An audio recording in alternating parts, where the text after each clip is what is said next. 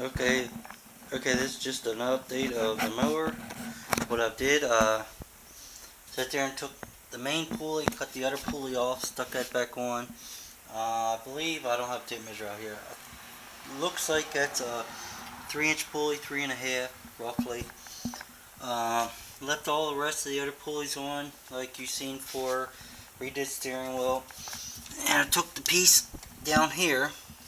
This actually had the other main pulley on it, and I cleaned that up and took the spot welds out of it, so I can use this piece to put another pulley on without going and buying a pulley. So,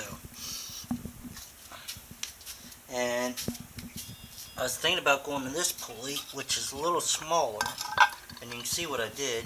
I did that, then I just beat it out because I didn't get all the spot welds. Same way with this one.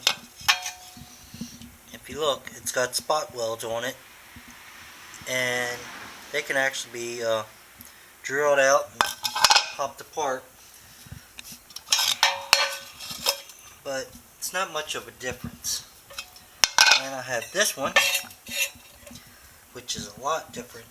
So what I'm going to end up doing, probably take this pulley here, which was this pulley here. I'll cut that out, or might cut this off here.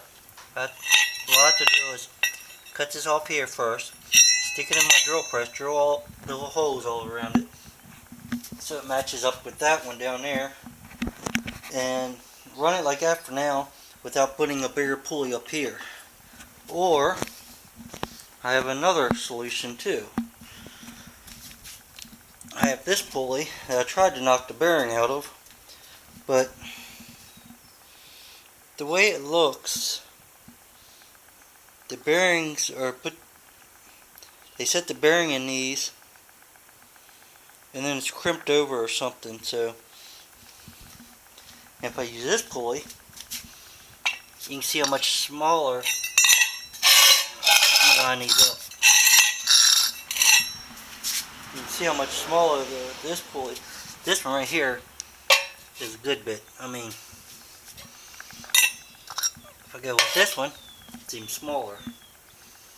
So what I might do is use actually both, because how this is, the way I got it done here, I drilled them out. I can actually put in little teeny nuts and bolts in that and make it so I can change the pulleys without even actually taking the pin and stuff off. I could just unbolt them if I wanted to. That way I'd have a choice of pulleys. Other than that, that's all I did. And you've seen the riding video.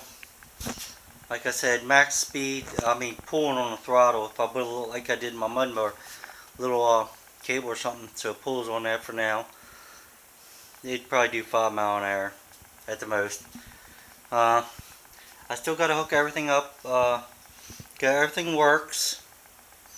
It's got the lights, even got out to the lights or whatever. It's got power out there and everything. Everything's torn off. All I gotta do is rebuild my front end, because I want this. Let me show you this piece here.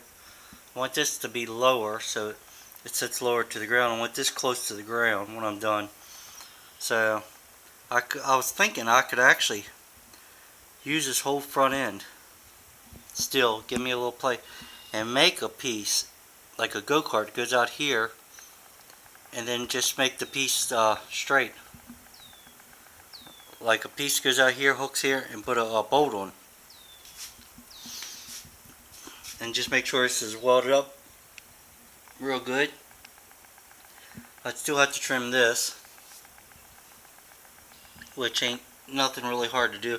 The only thing I do is trim across here.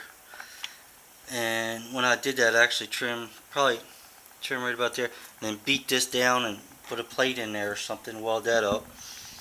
And I've been saving all the metal parts off of it. And then I gotta hook up a throttle linkage, which is this is right here. This is where your cable would be. So it needs one for the pedal, and that would be over here. I'll make some type of pedal here so I can push.